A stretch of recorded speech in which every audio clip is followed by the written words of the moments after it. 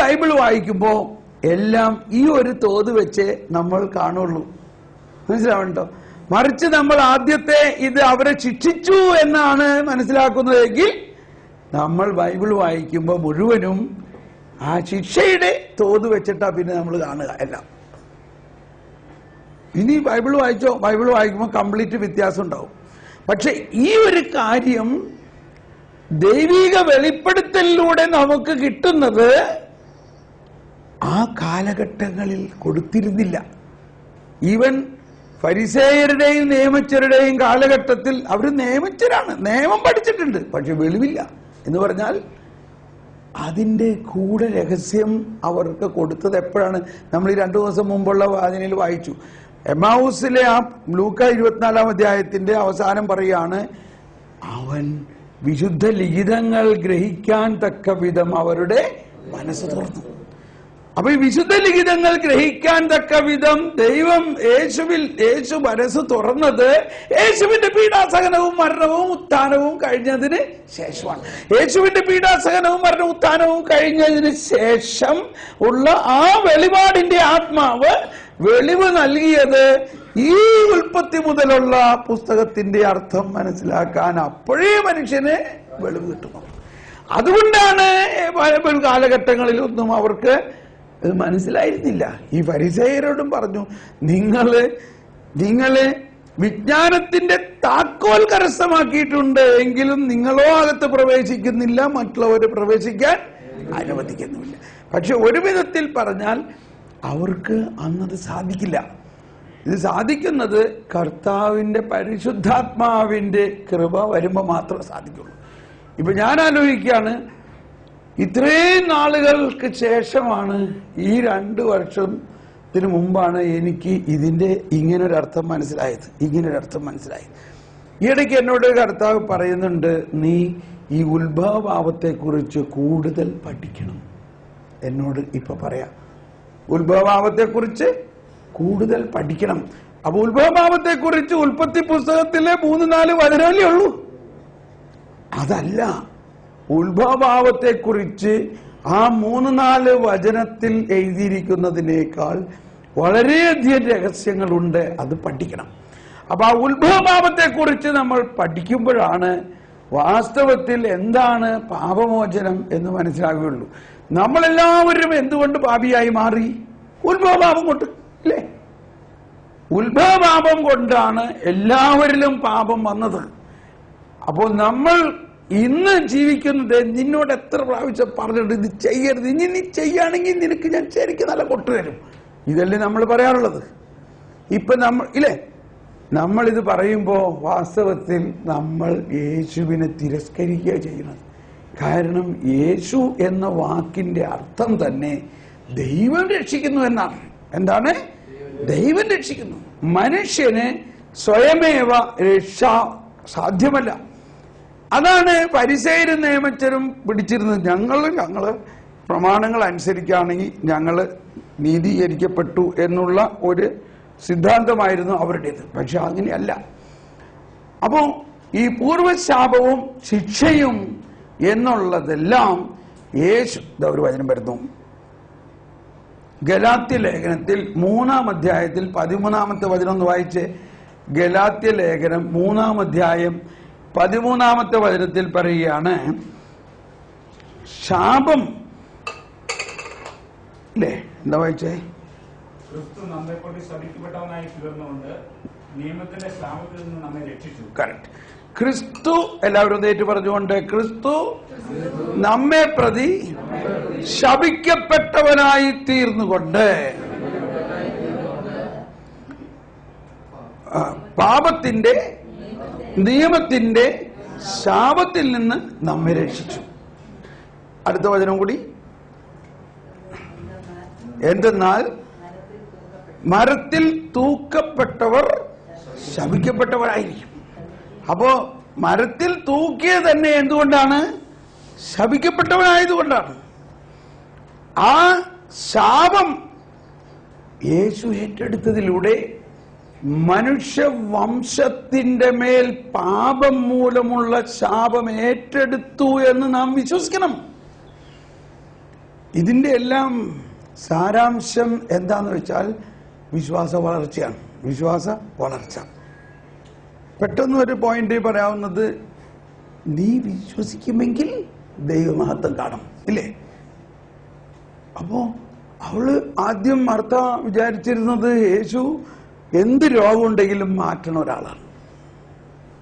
ആ ചിന്തയിലാണ് അവര് സഹോദരൻ രോഗിയാണെന്ന് അറിഞ്ഞ ഉടനെ തന്നെ ഒരാളയച്ചു. എന്നിട്ട് നീ ഇത്രയും പറഞ്ഞാൽ മതി, നീ സ്നേഹിക്കുന്നവൻ രോഗിയായിരിക്കുന്നു. അവർക്ക് ഭയങ്കര കോൺഫിഡൻസ് ആണ്. ഉടനെ കർത്താവ് ഓടി വന്ന് സുഖപ്പെടുത്തും, അല്ലെങ്കിൽ എങ്ങനെയെങ്കിലും സുഖപ്പെടുത്തും. കാരണം നാട് മുഴുവനും കർത്താവ് സുഖപ്പെടുത്തിക്കൊണ്ടിരിക്കുക. പിന്നെ അവരുടെ ആത്മസുഹൃത്താണ് യേശു. യേശു 12 വയസ്സിൽ ജെറൂസലേം ദേവാലയത്തിൽ പോയപ്പോ ഇവരുടെ വീട്ടിലെ താമസിച്ചിരുന്നു. ഈ ലാസറിന്റെ വീട്ടിൽ. അന്ന് ലാസർ 12 11 12 വയസ്സ് പ്രായം. അപ്പോ യേശുവിന്റെ ബാല്യകാല സുഹൃത്തായിരുന്നു ലാസറും ഈ പെങ്ങന്മാരും. അങ്ങനെ അവരവിടെ ഒന്നിച്ച് മാങ്ങാ പറിക്കാനൊക്കെ പോയി നടന്നിരുന്നവരാണ് ഒരുമിച്ച്. പിള്ളേരെ നമ്മുടെ ബാല്യകാല ജീവിതത്തിലേക്ക് കാണാറില്ലേ, നമ്മൾ ആകാശമാവുമൊക്കെ കയറി ഒന്നിച്ച് കളിച്ച് നടന്നതെല്ലാം എന്ന പോലെ ഇവരും ആ കാലഘട്ടത്തിലെ ബാല്യകാല സുഹൃത്തുക്കളായിരുന്ന അവർ അത്രയും പരിചയമുള്ള, അത്രയും സ്നേഹം. അപ്പൊ യേശു എന്ത് വിചാരിച്ചു കാണും? യേശുവിനെ സംബന്ധിച്ച് എന്താണ് പുനരുത്ഥാനം എന്ന് ഈ ലോകത്തിനെ പഠിപ്പിക്കണം. പുനരുത്ഥാനം പഠിപ്പിക്കണമെന്നുണ്ടെങ്കിൽ ഒരാളെ ഉയർപ്പിക്കണം. ഒരാളെ ഉയർപ്പിക്കണമെന്നുണ്ടെങ്കിൽ അയാളെ മരിപ്പിക്കണം. ആരെ മരിപ്പിക്കണം? അതുകൊണ്ട് നമ്മളുടെ നിത്യാരാധന നടത്തണ ലാസറിനെ തന്നെ മരിപ്പിക്കാം എന്ന് പറഞ്ഞാൽ തൻ്റെ ഏറ്റവും സുഹൃത്ത്. മനസ്സിലായിട്ടുണ്ടോ? അപ്പൊ ഈ നിത്യാരാധനക്കാരെ കർത്താവിന് അത്രയ്ക്ക് സ്നേഹമാണ്. അതുകൊണ്ട് ചില കാര്യങ്ങൾ, ഇങ്ങനെയുള്ള കാര്യത്തിന് വേറെ ആരെയും കർത്താവ് തിരഞ്ഞെടുക്കില്ല. ഇങ്ങനെയുള്ള ചില ടെസ്റ്റ് ട്യൂബ് എക്സ്പെരിമെന്റുകളൊക്കെ നടത്തി കാണിച്ചു കൊടുക്കാൻ നമ്മളെ തന്നെയൊക്കെ തിരഞ്ഞെടുക്കുള്ളൂ. ഓക്കെ. അപ്പോ ലാസർ മരിക്കാൻ പോണ്. പെട്ടെന്ന് ലാസറിനൊക്കെ സുഖമില്ലാണ്ടായതോടുകൂടി പെങ്ങന്മാരാളെ പറഞ്ഞയച്ചു. ഉടനെ ഈശോ വന്നില്ല, മരിച്ചു. ശവം അടക്കി 3 ദിവസം കഴിഞ്ഞപ്പോൾ ഈശോ വരികയാണ്. ഇനി നമുക്ക് കാണാം, വിശ്വാസത്തിന്റെ പടിപടിയായിട്ടുള്ളൊരു പ്രബോധനമാണ് അവിടെ വാസ്തവത്തിൽ. പെണ്ണുങ്ങള് മർത്ത പറഞ്ഞു, നീ ഇവിടെ ഇട്ടായിരുന്നെങ്കിൽ ഞങ്ങളുടെ സഹോദരൻ മരിക്കില്ലായിരുന്നു. അവരുടെ വിശ്വാസത്തിന്റെ ഒരു തലമാണ്. അതായത് യേശു ഭയങ്കര ശക്തിയുള്ള ആളാണ്, രോഗികളെയൊക്കെ സുഖപ്പെടുത്തും. പക്ഷെ നമ്മുടെ വീട്ടിൽ വന്നില്ലെന്നുള്ളൂ. പക്ഷെ അപ്പോൾ ഈശോ പറയാണ്, നിന്റെ സഹോദരൻ ഉയർത്തെഴുന്നേൽക്കും. അപ്പോ മർത്തയുടെ വിശ്വാസ പ്രമാണത്തിൽ നമ്മൾ അവസാനം പറയാറുള്ള കാര്യമാണ് പറയണേ. അത് എനിക്കറിയാം, അന്ത്യവിധത്തിലുള്ള പുനരുത്ഥാനത്തിൽ അവൻ ഉയർത്തെഴുന്നേൽക്കുമെന്ന് ഞാൻ വിശ്വസിക്കുന്നു. അവളുടെ വിശ്വാസ പ്രമാണം ക്ലിയറായി. അപ്പോൾ ഈശോ പറയാണ്, ഐ ആം, ഞാൻ ആകുന്നു പുനരുത്ഥാനമെന്ന്. അതായത് അന്ത്യദിനത്തിൽ ഉണ്ടാകാൻ പോകുന്ന ആ പുനരുത്ഥാനം ഞാനാണ് നടത്താൻ പോകുന്നു എന്നല്ല പറയണത്, ഞാനാണ് പുനരുത്ഥാനം. ഐ ആം, പ്രസന്റ് ടെൻസിലാണ് പറയണേ. ഐ ആം, ഞാനാകുന്നു പുനരുത്ഥാനം എന്ന് പറഞ്ഞാൽ ഈ അന്ത്യദിനത്തിൽ നടക്കുന്ന പുനരുത്ഥാനത്തിനെ ഇപ്പൊ വേണമെങ്കിൽ എനിക്ക് തരാം. എന്നിട്ട് അതിന്റെ കൂടെ ഈശോ പറഞ്ഞു, നീ ഇത് വിശ്വസിക്കുന്നുവോ? നീ വിശ്വസിക്കുമെങ്കിൽ എന്നിൽ വിശ്വസിക്കുന്നവൻ മരിച്ചാലും ജീവിക്കും. അങ്ങനെ വിശ്വസിക്കുന്നവൻ ജീവിക്കുന്നവൻ മരിക്കുകയുമില്ല. ഇതൊക്കെ ഇനിയും വേദികളിൽ പറയാനുള്ള, ആരും ഇതിനെക്കുറിച്ചൊരു ടോക്ക് തന്ന് കേട്ടിട്ടുണ്ടോ? എന്താ ഇതിന്റെ അർത്ഥം? അതാണ്. അപ്പോ അവള് പറയാണ്, കർത്താവേ ഞാൻ വിശ്വസിക്കുന്നു. ഓർ ഇംഗ്ലീഷിലേക്ക് I have come to believe now എന്ന് പറഞ്ഞ് എനിക്കിപ്പോ അത് വിശ്വാസമായി എന്ന് പറയാം. അവളുടെ വിശ്വാസം ഇപ്പൊ അങ്ങ് എലിവേറ്റ് ചെയ്തു, അങ്ങ് ഉയർന്നു. അത് കഴിഞ്ഞപ്പോൾ പറയാണ്, എവിടെയാ അവനെ അടക്കിയിരിക്കുന്നത്, വന്ന് കാണുക. അപ്പോ അവള് ഇത് പ്രിൻസിപ്പിളായിട്ട് വിശ്വസിക്കുന്നുണ്ടെങ്കിലും ഇതിപ്പം നടക്കാൻ പോകാനുള്ള കാര്യം അവള് ചിന്തിച്ചിട്ടില്ല. ഇൻ പ്രിൻസിപ്പ് അവള് വിശ്വസിച്ചു. അതായത് യേശുവിനെ മരിച്ചവരെ ഉയർപ്പിക്കാൻ കഴിവുണ്ടെന്നും ശക്തനാണെന്നും വിശ്വസിച്ചു. അത് കഴിഞ്ഞ് അവള് അവിടെ ചെന്നപ്പോൾ പറയാണ്, ആ കല്ലെടുത്ത് മാറ്റി. അയ്യോ കർത്താവേ, ഇപ്പം 3 ദിവസം കഴിഞ്ഞ് 4-ാം ദിവസം. അപ്പൊ അവരുടെ പാരമ്പര്യം അനുസരിച്ച് 3 ദിവസം വരെ കുഴിമാടത്തിൽ അല്ലെങ്കിൽ കല്ലറയിൽ പോയി തുറന്ന് ആ ബോഡിയിൽ തൈലം പൂശാനുള്ള ക്രമീകരണങ്ങളുണ്ട്. 4-ാം ദിവസം ആരും പോവില്ല. കാരണം 4-ാം ദിവസം ദുർഗന്ധം വമിക്കുന്നുണ്ടാവും, ബോഡി ചീഞ്ഞു തുടങ്ങും. അതുകൊണ്ട് പറഞ്ഞു, അയ്യോ ഇപ്പോ ബോഡി ചീഞ്ഞു തുടങ്ങിയിട്ടുണ്ടാവും. അപ്പൊ ഈശോ പറഞ്ഞു, ഞാൻ നിന്നോട് പറഞ്ഞില്ലേ, നീ വിശ്വസിക്കുമെങ്കിൽ, എല്ലാവരും കൈപിച്ച് കാണിച്ചേ, യെസ്, നീ വിശ്വസിക്കുമെങ്കിൽ ദൈവമഹത്വം കാണും. വിശ്വസിക്കുന്നു കർത്താവ്. അപ്പൊ ഇപ്പൊ അവൾക്ക് എന്ത് കൊടുത്തു കർത്താവ്? ആ വിശ്വാസം. അതായത് അന്ത്യദിനത്തിലുണ്ടാകാൻ പോകുന്ന പുനരുത്ഥാനം. അപ്പൊ ക്രിസ്തീയതയുടെ ആത്മീയതയുടെ ഏറ്റവും വലിയ രഹസ്യമാണ് ഇവിടെ പറഞ്ഞത്. കൈവച്ചു. എന്താണ് ഇവിടെ പറയുന്നത്? അന്ത്യദിനത്തിൽ നമ്മൾ ഉത്ഥാനം ചെയ്യപ്പെടും എങ്കിലും, മറ്റൊരു വിധത്തിൽ പറഞ്ഞാൽ ഉത്ഥിതനായ കർത്താവിന്റെ പരിശുദ്ധാത്മ ശക്തിയിലൂടെ ഇവിടെ മാമോദീസായിലൂടെയും തൈലലേപനത്തിലൂടെയും കുർബാനയിലൂടെയും നമ്മൾ യേശുവിന്റെ ഉത്ഥാനത്തിൽ ഇവിടെ വെച്ച് ഇപ്പോൾ തന്നെ പങ്കുചേർന്നുകൊണ്ടിരിക്കുകയാണ്. Praise the Lord. ഇതാണ് നമ്മുടെ വിശ്വാസം. അന്ത്യദിനത്തിൽ പുനരുത്ഥാനമുണ്ടെന്നും നമ്മളെല്ലാം ഉയർക്കുമെന്ന് വിശ്വസിക്കണം. അങ്ങനെ വിശ്വസിക്കുമ്പോൾ അതിന്റെ അടുത്ത സ്റ്റെപ്പ്, ആ പുനരുത്ഥാനം നൽകുന്ന കർത്താവ് ഈശോ മിശിഹാ തന്നെയാണ് ഇവിടെ നമ്മൾ വിശുദ്ധ കുർബാനയിൽ സ്വീകരിക്കുന്നത്. വിശുദ്ധ കുർബാനയിൽ സ്വീകരിക്കുന്ന ഈശോ ആരാണ്? ഞാനാകുന്നു പുനരുത്ഥാനം. അതാണ് എന്റെ ശരീരം ഭക്ഷിക്കും, എന്റെ രക്തം പാനം ചെയ്യും, അവനിൽ ഞാനും ജീവിക്കും. ഞാനും അവൻ നിത്യജീവൻ അവനുണ്ടാകുന്നു, അവന് ശിക്ഷാവിധി ഇല്ല, അവനെ ഞാൻ ഉയർപ്പിക്കും. അപ്പോൾ ആ ഉയർപ്പിക്കുന്ന കർത്താവിനെ ഇവിടെ വെച്ച് നമ്മൾ സ്വീകരിക്കും. അതാണ് സീറോ മലബാർ കുർബാനയിലും മറ്റേ ലത്തീൻ കുർബാനയിലെല്ലാം പ്രാർത്ഥിക്കുന്ന ഒരു പ്രാർത്ഥന ഇതാണ്. ഇപ്പൊ ലത്തീൻ കുർബാനയിൽ കുർബാനയുടെ ഉയർത്തൽ കഴിഞ്ഞിട്ട്, അല്ലെങ്കിൽ കുർബാന കോൺസെൻട്രേഷൻ കഴിഞ്ഞിട്ട് നമ്മൾ പ്രാർത്ഥിക്കുന്നു. നമ്മൾ വിശ്വാസ പ്രമാണം ചൊല്ലി കഴിഞ്ഞതാണ് ആദ്യം, ഇല്ലേ?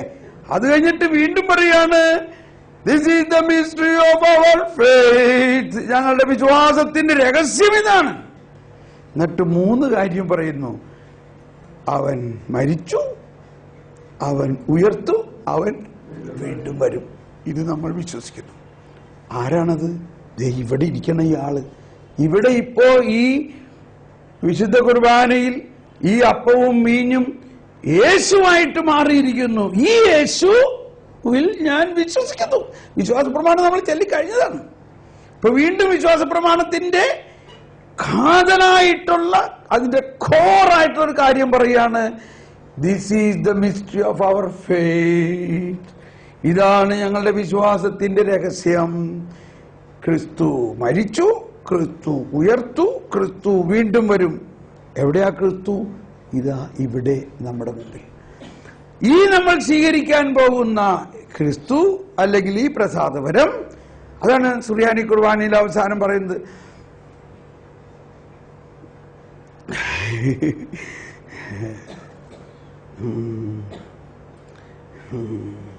സ്വർഗ്ഗരാജ്യത്തിലുള്ള വിശ്വാസം വഴി കർത്താവ് ശരീരത്തിൽ സ്വീകരിക്കാൻ തിരുസഭകൾ ക്ഷണിക്കുന്നു. ശരിയായ എന്താ മനസ്സിലായി? കപ്പ്യാര് അല്ല, അൾത്താരപാലകരാണ്. പക്ഷെ ഭയങ്കര രഹസ്യമാണ് അവിടെ പറയുന്നത്. പക്ഷെ നമുക്ക് വല്ലതും മനസ്സിലായോ? സ്വർഗരാജ്യത്തിലുള്ള വിശ്വാസത്തോടെ, സ്വർഗരാജ്യത്തിലുള്ള വിശ്വാസത്തോടെ കർത്താവ് ശമിശിഹായുടെ ശരീരവും രക്തവും സ്വീകരിക്കാൻ തിരുസഭ നിങ്ങളെ ക്ഷണിക്കുന്നു. സ്വർഗരാജ്യം എന്നിവിടെ പറയുന്നത് ഈ ഉത്ഥാനം, സ്വർഗരാജ്യത്തിന്റെ അന്ത്യവിധി സമയത്തുണ്ടാവുന്ന ആ പുതിയ ആകാശവും പുതിയ ഭൂമിയും സ്വർഗീയ ഓർസ്ലേമിലേക്ക് നമ്മൾ ചെല്ലും. അതിന്റെ അച്ചാരമാണ് ഇവിടെ സ്വീകരിക്കുന്നത്. ആ ഉത്ഥാനത്തിന്റെ അച്ചാരമാണ് ഇവിടെ സ്വീകരിക്കുന്നത്. അപ്പോൾ നമ്മളുടെ ക്രിസ്തീയ ജീവിതത്തിന്റെ ഏറ്റവും മഹത്വമായത് സർവാധിപനാം കർത്താവ് മധ്യനു നിത്യമഹോന്നതമാം ഉത്ഥാനം നീയുള്ളുന്നു, അക്ഷയമവനുടെ ആത്മാവിൻ ഉത്തമരക്ഷ. അതിനുശേഷം പ്രാർത്ഥിക്കുകയാണ്, കർത്താവേ, അങ്ങ് സത്യമായി ഞങ്ങളുടെ ശരീരങ്ങളെ ഉയർപ്പിക്കുന്നവനും ആത്മാക്കളെ രക്ഷിക്കുന്നവനും ജീവനെ നിത്യം പരിപാലിക്കുന്നവനുമാണ്. അതുകൊണ്ട് സദാ ഞങ്ങൾ അങ്ങേ ആരാധിക്കാൻ കടപ്പെട്ടിരിക്കുന്നു. അപ്പൊ നമ്മുടെ വിശ്വാസത്തിന്റെ ഏറ്റവും വലിയ രഹസ്യം ഉത്ഥാനത്തിന്റെ അന്ത്യദിനത്തിൽ ഉണ്ടാകാൻ പോകുന്ന ഉത്ഥാനത്തിന്റെ ഒരു മുൻകൂർ അനുഭവം ഇവിടെ വെച്ച് യേശുവിന്റെ ഉത്ഥാനത്തിന്റെ ശക്തിയിലൂടെ മാമോദീസായിലൂടെയും സ്ഥൈര്യലേപനത്തിലൂടെയും വിശുദ്ധ കുർബാനയിലൂടെയും അന്നന്ന് നമുക്ക് ഇവിടെ ലഭിക്കുന്നു എന്നുള്ളതാണ്. അങ്ങനെ നമ്മുടെ ഈ മർത്യ ശരീരം ഇവിടെ വെച്ച് തന്നെ അമർത്യതയിലേക്ക് നീങ്ങുമ്പോഴാണ് നമുക്ക് പാപം ചെയ്യാൻ സാധിക്കാത്ത അവസ്ഥ ഉണ്ടാകുന്നത്. പാപം ചെയ്യാൻ സാധ്യമല്ല. പിന്നെ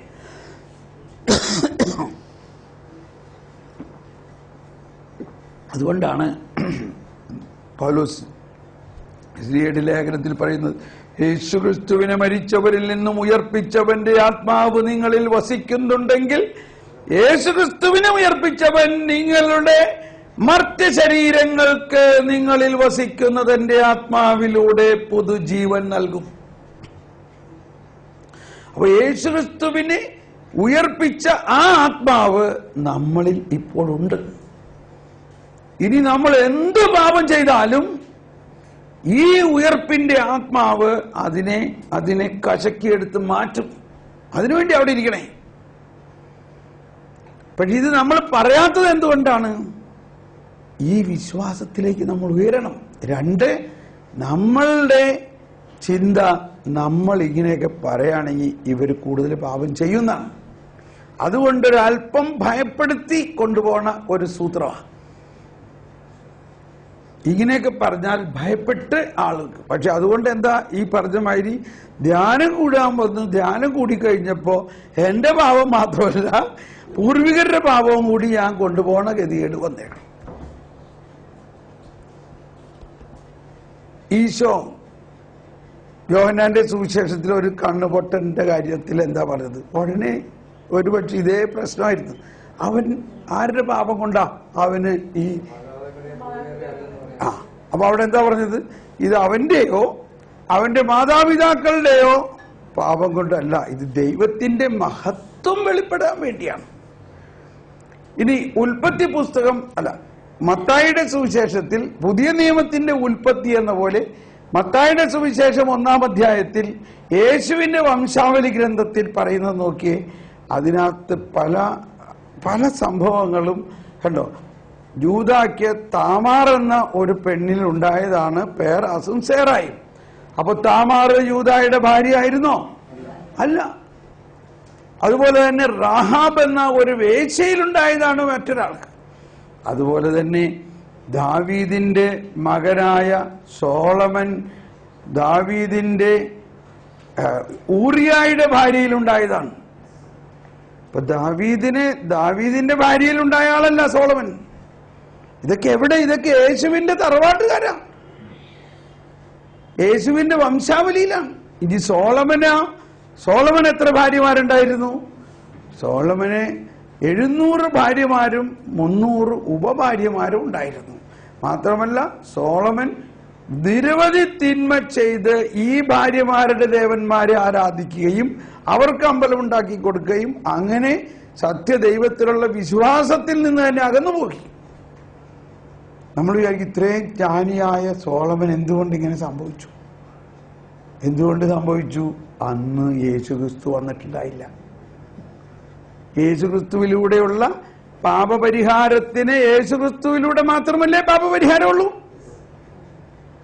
ആ പാപപരിഹാരത്തിനുള്ള വ്യവസ്ഥിതി അന്ന് വരാതിരുന്നത് കൊണ്ടാണ് അവരുടേതായ പാപങ്ങളിൽ, ഇപ്പൊ കുർബാനയ്ക്ക് പറഞ്ഞില്ലേ, ദാവീദ് രാജാവ് വരെ പാപത്തിൽ വീണുപോയി എന്ന് പറഞ്ഞാൽ പാപത്തിൽ നിന്നും അവരെ അകറ്റാനുള്ള സംവിധാനം വന്നത് യേശുക്രിസ്തുവിലൂടെയാണ്. യേശുക്രിസ്തുവിലൂടെ മാത്രമേ ഒരുവന്റെ പാപത്തിന് പരിഹാരമുള്ളൂ. യേശുക്രിസ്തു അത് എല്ലാവരുടെയും പാപത്തിന് പരിഹാരം ചെയ്തിരിക്കുന്നു എന്ന് വിശ്വസിക്കണം. അപ്പൊ അതിൽ നമ്മുടെ അപ്പാപ്പന്റെ ഉണ്ടോ, നമ്മുടെ പൂർവ്വപിതാക്കന്മാരുടെ ഉണ്ടോ, നമുക്ക് വരാനിരിക്കുന്നവരുടെ ഉണ്ടോ? ഇതൊന്നങ്ങ് വിശ്വസിക്കുക. ഒരിക്കലും ഒരു ആളിങ്ങനെ പ്രാർത്ഥിക്കാൻ വന്നു. ഞാനൊരു ധ്യാന കേന്ദ്രത്തിൽ പോയപ്പോൾ അവിടുത്തെ ഒരു അധികാരിയാണ്. അപ്പോൾ പ്രാർത്ഥിച്ചുകൊണ്ടിരിക്കുമ്പോൾ ഞാൻ കുറേ സന്ദേശങ്ങളൊക്കെ കൊടുത്ത് അതിനൊക്കെ വേണ്ടി ഇന്നർ ഹീലിംഗ് പ്രയറും പിന്നെ കുറേ കാര്യങ്ങളൊക്കെ പ്രാർത്ഥിച്ചിട്ട് ഞാൻ അദ്ദേഹത്തിൻ്റെ പറഞ്ഞു, എൻ്റെ തലയിലൊന്ന് കൈവച്ച് പ്രാർത്ഥിക്കാൻ പറഞ്ഞു. ശരി, എന്നാൽ ഞാൻ തലയിൽ കൈവച്ചിങ്ങനെ പ്രാർത്ഥിക്കുമ്പോൾ ഞാൻ പ്രാർത്ഥിക്കണേക്കാളും ഉച്ചത്തിൽ ഇദ്ദേഹം പ്രാർത്ഥിക്കാൻ തുടങ്ങി. എന്റെ പൂർവ്വപിതാക്കളുടെ ശാപങ്ങളുടെ കെട്ടഴിയട്ടെ, അതെല്ലാം വിട്ടു പോകട്ടെ, യേശുവിന്റെ നാമത്തിൽ എല്ലാ ബന്ധനങ്ങളും, പ്രത്യേകിച്ച് എന്റെ അപ്പാപ്പന്റെ ഒക്കെ ബന്ധനം അഴിയട്ടെ, ഭയങ്കര ഒച്ചിൽ. അപ്പൊ ഞാൻ മിണ്ടാതിരുന്നു. ഞാനത് കഴിഞ്ഞിട്ട് ചോദിച്ചു, അതേ സാറ് മാമോദീസ സ്വീകരിച്ചാണോ? അതെന്താ അങ്ങനെ ചോദിക്കണേ? അല്ല, ഉത്തരം പറയും. പിന്നെ അല്ലാണ്ട് അപ്പൊ എന്താ അതിനകത്ത് സംഭവിച്ചത്? അപ്പൊ ആൾക്ക് മനസ്സിലായി. ഞാൻ അവ പറഞ്ഞു, അതില് ഉത്ഭവപാപങ്ങൾ എല്ലാം മാറി.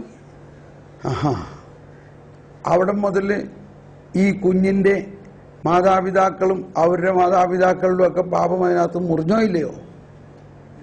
അത് ശരിയാണല്ലോ. അപ്പോ അതൊന്നങ്ങ് വിശ്വസിച്ചേ, അതൊന്ന് വിശ്വസിക്കേ. മാമോദീസായിലൂടെ സകല പാപങ്ങളും, ഉത്ഭവപാപവും കർമ്മപാപവും പാപത്തിന്റെ ശിക്ഷയും അനന്തരഫലങ്ങളും മാറ്റപ്പെട്ടിരിക്കുന്നു. ഇത് വിശ്വസിച്ചേ, ഹൃദയത്തിൽ വിശ്വസിക്കൂ. ഒരിത്തിരി നേരം ചിന്തിച്ചുകൊണ്ട് വിശ്വസിക്കൂ. യെസ്, അങ്ങനെ വിശ്വസിക്കുമ്പോൾ ഇയാൾ പറയാണ്, അയ്യോ ഇപ്പൊ എനിക്ക് ഭയങ്കര സമാധാനമുണ്ടല്ലോ. പെട്ടെന്ന് ഇയാളുടെ അകത്ത് ഭയങ്കര ഒരു സമാധാനം ഒഴുകുകയാണ്. അപ്പൊ നമ്മൾ ഈ പൂർവ്വപിതാക്കന്മാരുടെ അല്ലെങ്കിൽ പൂർവ്വശാപം എല്ലാം ഞാൻ പോട്ടെ എന്ന് പറയുമ്പോ വാസ്തവത്തിൽ എന്താ, മാമോദീസായിൽ നമ്മൾ വിശ്വസിക്കുന്നില്ല എന്നർത്ഥം. എന്നാ മാമോദീസ സ്വീകരിച്ചിട്ടുണ്ട്, മാമോദീസ സ്വീകരിച്ചിട്ടുണ്ട്. പക്ഷെ അതിന്റെ ഫലം, അതിന്റെ ആ കൃപ, അതിന്റെ ആ ശക്തി നമ്മളിൽ തുടിക്കുന്നത് എങ്ങനെയാ? അതിൽ സംഭവിച്ചിരിക്കുന്ന ആ ദൈവിക കാര്യത്തിൽ നമ്മൾ വിശ്വസിക്കുന്നതുകൊണ്ട്. അതുകൊണ്ടാണ് നമ്മളുടെ വളർച്ചയ്ക്കനുസരിച്ച് ഓരോ ഈസ്റ്റർ ശനിയാഴ്ചയും നമ്മൾ മാമോദീസ നവീകരിക്കുന്നത്. മാമോദീസ അത് തന്നെയാണ്. നമ്മുടെ വിശ്വാസം വളർന്നു ഇല്ലേ? വിശ്വാസം വളർന്നപ്പോ നമ്മൾ വിശ്വസിക്കുകയാണ്. അപ്പോൾ നമ്മൾക്ക് കൂടുതൽ അഭിഷേകവും ശക്തിയും കിട്ടുകയാണ്. അത് കഴിഞ്ഞപ്പോൾ ഇദ്ദേഹം പറയാണ്, അപ്പൊ അങ്ങനത്തെ ബന്ധന പ്രാർത്ഥന പ്രാർത്ഥിക്കേണ്ടല്ലേ? പ്രാർത്ഥിച്ചാലും അതിന്റെ എന്താ ആവശ്യം അതിന്റെ? അപ്പൊ നമ്മൾ എല്ലാ ധ്യാനവും വിശ്വാസ വളർച്ചാ ധ്യാനമാണ്. അവരെ വിശ്വാസം വർദ്ധിപ്പിച്ചാൽ മതി, അവരുടെ വിശ്വാസം വളർത്തിയാൽ മതി. അവർക്ക് മാമോദീസായെ കുറിച്ചും ഈ കർത്താവിന്റെ രക്ഷാകര പദ്ധതിയുടെ രഹസ്യങ്ങളെ അവരെ പഠിപ്പിച്ചു കഴിയുമ്പോൾ താനെ അവരിൽ ഭയങ്കര വ്യത്യാസം ഉണ്ടാവും. ഇത് നമ്മളൊരു ഭയത്തിന്റെ, ഒരിക്കലും ഒരു സഹോദരി വിളിച്ചു പറഞ്ഞു, അയ്യോ എൻ്റെ അമ്മ വിളിച്ചു പറഞ്ഞു ഇങ്ങനെ, അമ്മയ്ക്ക് എപ്പോഴും ചെവിവേദന ഉണ്ട്, നിനക്ക് അതുകൊണ്ട് അത് വരാനുള്ള എല്ലാ സാധ്യതയുണ്ട്, അതുകൊണ്ട് നീ പരിഹാരം ചെയ്യണം. ഇത് കേട്ടതോടെ ആകെ ഭയങ്കര വെപ്രാളായി. ഇവളുടെ വെപ്രാളം അതിലും വലുതാണ്. അപ്പൊ പിന്നെ എൻ്റെ മക്കൾക്കും അത് വരൂലേ? അതാണ് അടുത്ത വെപ്രാളം. അപ്പൊ ഒരു ചെയിൻ റിയാക്ഷൻ എന്തിന്റെ? അപ്പൊ ഞാൻ ചിരിക്കാൻ തുടങ്ങി. ചിരിച്ചപ്പോ എന്താ ബ്രദറിന് ഇത് പറഞ്ഞിട്ട് ഒരു സീരിയസ്നെസ് ഇല്ലാത്തത്? ഞാനിവിടെ ആകെ ശ്വാസം മുട്ടി ചാകാൻ പോലും ഇത് കേട്ടപ്പോ മുതൽ. ഞാൻ പറഞ്ഞു, നീ മാമോദീസ മുങ്ങിയിട്ടുണ്ടോ? പിന്നെ അല്ലാണ്ട് നിന്റെ അമ്മ മാമോദീസ മുങ്ങിയ, നീ മാമോദീസ മുങ്ങിയ, നിന്റെ കുഞ്ഞ് മാമോദീസ മുങ്ങിയ. എന്താണ് ഈ മാമോദീസയിൽ സംഭവിക്കുന്നത്? നീ യേശുക്രിസ്തുവിൽ വിശ്വസിക്കുമെങ്കിൽ നീയും നിന്റെ കുടുംബവും രക്ഷ പ്രാപിക്കും എന്നാ പറഞ്ഞേക്കണേ. കുടുംബവും ശിക്ഷ പ്രാപിക്കും എന്നല്ല പറഞ്ഞേക്കണേ. മനസ്സിലാവുന്നുണ്ടോ? എങ്ങനെയാ രക്ഷ ഉണ്ടാവുന്നത് അവിടെ? നീ ഒരു വ്യക്തി ഇപ്പൊ ഇനി നിന്റെ അമ്മയുടെ മോളല്ല, നീ ആരുടെ മോളാ? നീ കർത്താവിന്റെ മകളാ. നിന്റെ അമ്മയും പൂർവപിതാക്കന്മാരും ആദമപ്പാപ്പം മുതലുള്ള സകല തിന്മയും മുറിക്കപ്പെടുകയും നീ ഒരു പുതിയ സൃഷ്ടിയാവുകയും ചെയ്തിരിക്കുന്നു. ഇത് നീ വിശ്വസിക്കുന്നുവോ? വിശ്വസിക്കുന്നു. അവള് പറയാണ്, അയ്യോ ഇപ്പൊ എന്റെ ഭയം പോയല്ലോ. പെട്ടെന്ന് അത് ഫീൽ ചെയ്യാൻ പറ്റും സംസാരത്തിൽ തന്നെ. അപ്പൊ എന്റെ നിന്റെ കുഞ്ഞെങ്ങനെയാ? നിന്റെ കുഞ്ഞ് ഇനിയിപ്പൊ വിശ്വസിക്കാനുള്ള കപ്പാസിറ്റി ഇല്ലെങ്കിലും നീ വിശ്വസിക്കുന്നു നിന്റെ കുഞ്ഞ് ഇന്നതായിരുന്നു. അപ്പൊ ഇനി കുഞ്ഞിനോർത്ത് നീ ഭയപ്പെടണോ? എനിക്കത് ഭയങ്കര ഒരു ടെസ്റ്റ് മണിമാരി തോന്നി. അവളുടെ ആ ഫീലിംഗ് കംപ്ലീറ്റ് ചേഞ്ചായി, ഭയം മാറി, ഹൃദയത്തിന്റെ ഇടുപ്പെല്ലാം നോർമലായി. കണ്ടോ? അപ്പൊ നമ്മളുടെ വിശ്വാസം, ഞാൻ പറഞ്ഞു വന്നതെല്ലാം ലാസർ ഉയർപ്പിച്ചപ്പോ ഇപ്പൊ നമ്മൾ ഇങ്ങനെ ചിന്തിക്കാൻ ഉദ്ദേശിച്ചോ? നമ്മൾ സാറയല്ല എന്തെന്നാ മർത്ത സാറ എനിക്ക് പറയാനുള്ള ഒരു തീമാണ്. അത് കിടക്കാണിങ്ങനെ അതിങ്ങനെ അഡ്വാൻസ് ആയിട്ട് വന്നുകൊണ്ടിരിക്കുകയാണ് ഇപ്പൊ.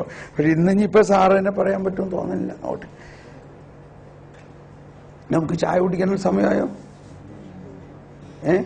ചായ ഉണ്ടോ? വെള്ളം. Okay okay. ഈ മർത്ത, അപ്പൊ മർത്ത, ഞാനൊരു ജർമ്മൻ ഉദാഹരണം പറയാം. ജർമ്മൻകാരെന്നൊക്കെ പറഞ്ഞാൽ എന്തെങ്കിലും ചെയ്താൽ മാത്രമേ അവർക്കൊരു സാറ്റിസ്ഫാക്ഷൻ ആവുള്ളൂ. ചുമ്മാ വിശ്വസിച്ചെന്ന് നടക്കുമോ? ഞാൻ വെറുതെ വിശ്വസിച്ചാൽ മതി, ഞാനൊന്നും ചെയ്യണ്ടേ. അപ്പൊ അങ്ങനെയാണ് നമ്മൾ എന്തെങ്കിലും ഒന്ന് ചെയ്യണം, എന്നാലേ നമുക്ക് അനുഗ്രഹം കിട്ടുള്ളൂ എന്നുള്ള ഒരു ചിന്തയാണ്. അപ്പൊ ഞാനൊന്നും ചെയ്യണ്ടേ. അപ്പോ ഞാനിങ്ങനെ ആലോചിക്കുകയാണ്, മാർത്ത പറയാണ് ഞാനൊന്നും ചെയ്യണ്ടേ, എന്റെ അനുജൻ ഉയർത്തെഴുന്നേക്കാൻ പോടുന്നോ, ഞാൻ ഒന്നും ചെയ്യണ്ടേ. നീ എന്ത് ചെയ്താലും അവന് ഉയർക്കണേ, നീ വിശ്വസിച്ചാൽ മാത്രം മതി. അത്രയും മാത്രം മതിയോ? ഇതാണ് നമുക്ക് മനസ്സിലാകാൻ പറ്റാത്തത്. ഇത് എന്റെ വിശ്വാസത്തിൽ ഇപ്പോഴും ഇത് കർമ്മലിത്തക്കാരുടെ ഹൗസ് ആയതുകൊണ്ട് പറയാ, ഈ നമ്മുടെ അമ്മ തെരേസയുടെ പുസ്തകത്തിൽ ഞാൻ വായിച്ചു ഓർക്കാണ്, ആ പൊട്ടിപ്പെണ്ണിങ്ങനെ പറയുന്നത്, ആ ഒരു സാധാരണ പെണ്ണിന്റെ വിശ്വാസം വേണ്ടി വരുന്നു ആ വലിയ ഒരു സംഭവം നടക്കാൻ. കർത്താവ് ഇത്രയല്ലേ ചോദിച്ചുള്ളൂ, നീ ഒന്ന് വിശ്വസിക്കുകയാണെങ്കിൽ നിന്റെ വിശ്വാസത്തിലൂടെ എന്റെ ശക്തി അവനിലേക്ക് ഒഴുകും. ചീഞ്ഞൊളിഞ്ഞ അവൻ പുതിയ സൃഷ്ടിയായി മാറും. ഇതാണ് ഫസ്റ്റ് ബ്രാൻഡ് ക്രിസ്ത്യൻ ഫെയ്ത്ത് എന്ന് പറയുന്നത്. ഇത് പരിശുദ്ധ അമ്മയ്ക്ക് ഉണ്ടായിരുന്നു. ഈ ബഹളമൊക്കെ കണ്ടിട്ട് അമ്മയ്ക്ക് വല്ല കുലുക്കുണ്ടോ? സൂര്യൻ കുലുങ്ങി, ഭൂമി കുലുങ്ങി, അമ്മ കുലുങ്ങിയില്ല. നമ്മൾ അമ്മമാരുടെ മുമ്പിൽ നമ്മുടെ മക്കളെ ഒരു അടി ആരെങ്കിലും അടിച്ചു കഴിഞ്ഞാൽ നമ്മൾ കണ്ടു നിൽക്കോ? പറയും, കണ്ടു നിൽക്കോ? പക്ഷെ ഈ അമ്മയ്ക്ക് ഒരു കുലുക്കുമില്ല. പ്രധാന കാരണം അമ്മ മാത്രമേ വിശ്വസിച്ചിട്ടുള്ളൂ ഇവൻ 3-ാം ദിവസം ഉയർത്തെഴുന്നേക്കും. എന്നിരുന്നാലും സ്വന്തം മകനെ ഇങ്ങനെ കാണുമ്പോൾ പ്രയാസം ഉണ്ടാവും. പക്ഷെ ആ ഉയർപ്പിൽ വിശ്വാസമുണ്ടെങ്കിൽ അത് നമുക്ക് ഒരു അഡ്വാൻസ് കരുത്ത് നൽകുകയാണ് ചെയ്യുന്നത്. അതുകൊണ്ടാണ് സഭയുടെ പ്രബോധനത്തിൽ പറയുന്നത്, ഉത്ഥാനത്തിലുള്ള വിശ്വാസം ഒരു ക്രിസ്ത്യാനിയുടെ ആത്മധൈര്യമാണ്. ആത്മധൈര്യം. ഇപ്പൊ നമ്മളിവിടെ സിറിയയിൽ ഇത്ര ആൾക്കാരെ കൊന്നു എന്നൊക്കെ പറഞ്ഞ് ചിലവർക്ക് ഭയങ്കര പ്രയാസം. എനിക്ക് പ്രയാസമില്ല, എനിക്ക് ഭയങ്കര സന്തോഷമാണ്. കാരണം അത്രയും രക്തസാക്ഷികൾ ഉണ്ടായി. ആരെങ്കിലും രക്തസാക്ഷി ആകണമെങ്കിൽ കർത്താവ് ഇല്ലാണ്ട്, കർത്താവ് അറിയാണ്ട് രക്തസാക്ഷി ഉണ്ടാവുമോ? ഈ ആദിമസഭയിലെ രക്തസാക്ഷികളായിരുന്നു ആ സ്ഥലത്തെ മുഴുവനും വിശ്വാസികളാക്കിയത്. ഒറ്റയടിക്ക് ബാക്കിയുള്ളവരൊക്കെ വിശ്വാസത്തിലേക്ക് വരികയാണ്. അപ്പൊ ഈ 21 പേരെ കഴുത്ത് അരിഞ്ഞു കൊന്നു എന്ന് പറഞ്ഞാൽ ഇപ്പൊ തന്നെ ആ 21 പേരും രക്തസാക്ഷികളായിട്ട് ഡിക്ലെയർ ചെയ്തിരിക്കണു. അവിടുത്തെ ഗവൺമെന്റ് തന്നെ അവരുടെ പേരിൽ ഒരു പള്ളി ഉണ്ടാക്കാൻ പോണം അവിടെ. Praise the Lord. ഈജിപ്തിന്റെ ഗവൺമെന്റിന്റെ ചെലവില് ഈ 21 രക്തസാക്ഷികളുടെ നാമത്തിൽ പള്ളി ഉണ്ടാക്കാൻ പോണം. നന്മ ഉണ്ടാവണം കേട്ടോ. അതാണ് എന്തിങ്ങനെ സംഭവിക്കണോ അത് നന്മയ്ക്ക് വേണ്ടിയാണെന്ന് വിശ്വസിക്കണം. അവരുടെ ആത്മാവ് ടപ്പേന്ന് സ്വർഗത്തിൽ ചെന്നു. ഇല്ലേ? നമ്മൾ ഇതാണ് വേറൊരു വചനം. അല്ല, അതിപ്പോ പോണ്ട, ഇപ്പൊ അതിനകത്തേക്ക് പോണ്ട. നമ്മളിപ്പോ ഈ ഉയർപ്പിന്റെ ശക്തിയിലുള്ള വിശ്വാസവും ശിക്ഷിക്കാത്ത ദൈവമാണ്, ദൈവം രക്ഷിക്കുക മാത്രമേ ചെയ്യുന്നുള്ള വിശ്വാസവും അതിന്റെ പ്രഘോഷണവും പുതിയ ഈ സുവിശേഷം പ്രഘോഷിക്കുമ്പോൾ ഇപ്പൊ നമ്മൾ പറഞ്ഞില്ലേ, സദ്വാർത്ത എന്ന് പറഞ്ഞാൽ ശിക്ഷിക്കുകയല്ല. അപ്പൊ ഇത് മധ്യസ്ഥ പ്രാർത്ഥനയിൽ നമ്മൾ പ്രാർത്ഥിച്ചാൽ മതി. ശക്തമായിട്ട് നമ്മളും പ്രാർത്ഥിക്കുന്ന ആൾക്കാര് ഇത് ഉൾക്കൊണ്ടുകൊണ്ട് പ്രാർത്ഥിക്കണം. കർത്താവേ, ഈ ധ്യാന കേന്ദ്രത്തിൽ അല്ലെങ്കിൽ അവിടേക്ക് ഇങ്ങനെയുണ്ട്, പക്ഷെ നിന്റെ ഈ കരുണ അവരിലേക്ക് ഒഴുകണേ. Praise the Lord.